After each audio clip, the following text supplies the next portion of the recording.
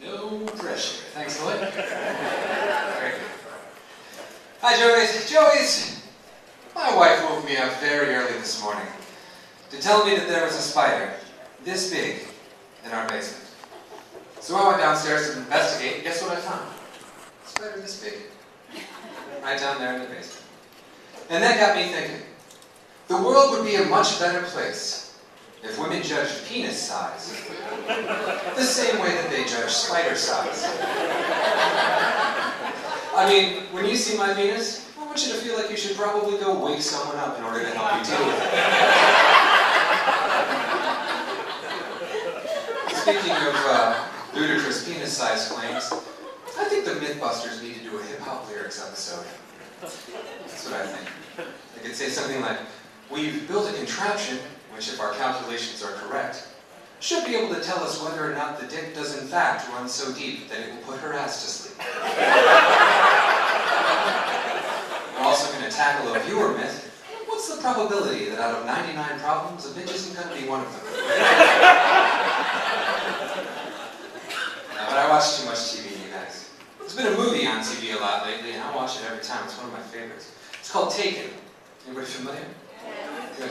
It stars Liam Neeson as an ex-CIA assassin type whose daughter goes to Paris on vacation.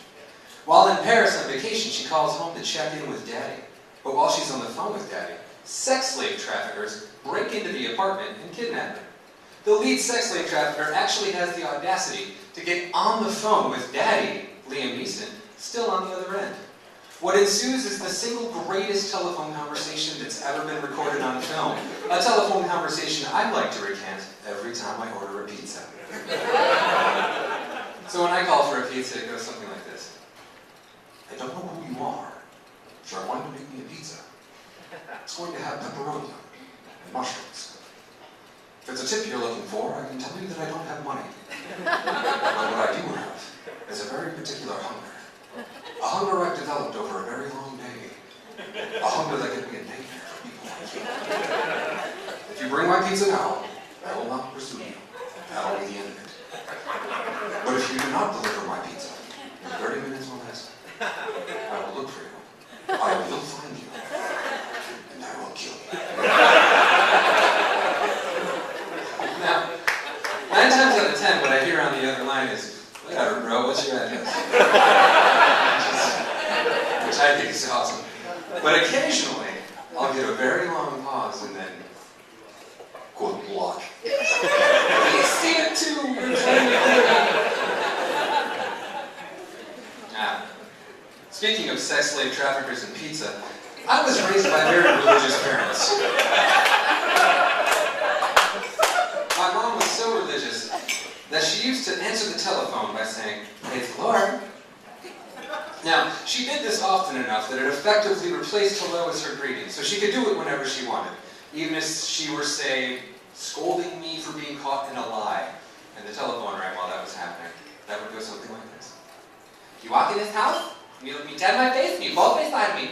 It's bullshit, Becky, and I won't stand for it, because I do not stand for both, praise the Lord.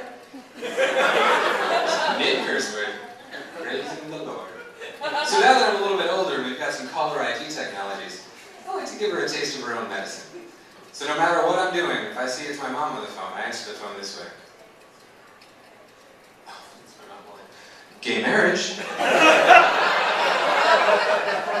And she just laughs. She loves it.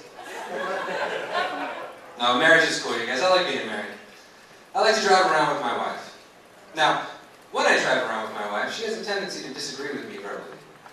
When she disagrees with me verbally, I have a tendency to feel oppressed. And I think the natural human tendency, whenever anyone feels oppressed, is to write a spiritual.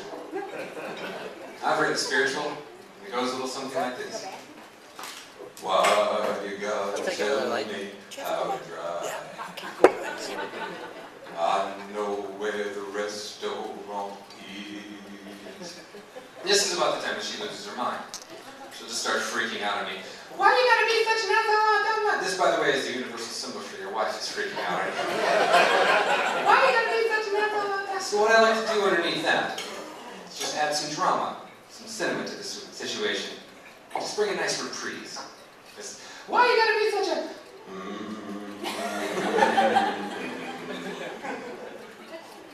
So what this does is it says, honey, I'm still not listening, but I am still being a dick.